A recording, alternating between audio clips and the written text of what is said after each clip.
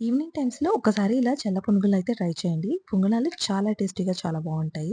దీన్ని సింపుల్‌గా పాన్ మీద ఆయిల్ హీట్ ఎక్కిన తర్వాత పోపు దినుసులు ఇంకా కొద్దిగా చిన్నగా కట్ చేసుకున్న ఆనియన్, పచ్చిమిర్చి వేసి బాగా వేపుకోవాలి.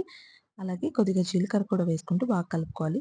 ముందుగానే బౌల్‌లో ఇడ్లీ బ్యాటర్ తీసుకొని అందులోకి ఇప్పుడు వేయించిన దాన్నంతా కూడా వేసి బాగా కలిపి కొద్దిగా సాల్ట్ కూడా వేసుకోండి టేస్టింగ్ కోసం. అలాగే కొత్తిమీరని కూడా చిన్నగా చాప్ చేసుకొని ఒక కప్ అయితే వేసి కలుపుకోవాలి.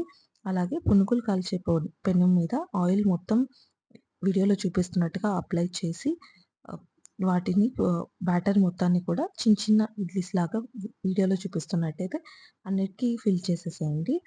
ఆ తర్వాత ఒక సైడ్ మొత్తం కాలిన తర్వాత ఇంకో సైడ్‌కి మార్చుకోవాలి. దీనికోసం అయితే లిడ్ పెట్టేసేయండి. ఒక సైడ్ అయిపోయిన తర్వాత ఆహ్, స్పూన్‌తో అయినా దేనితో అయినా దీన్ని రివర్స్ చేసుకోండి.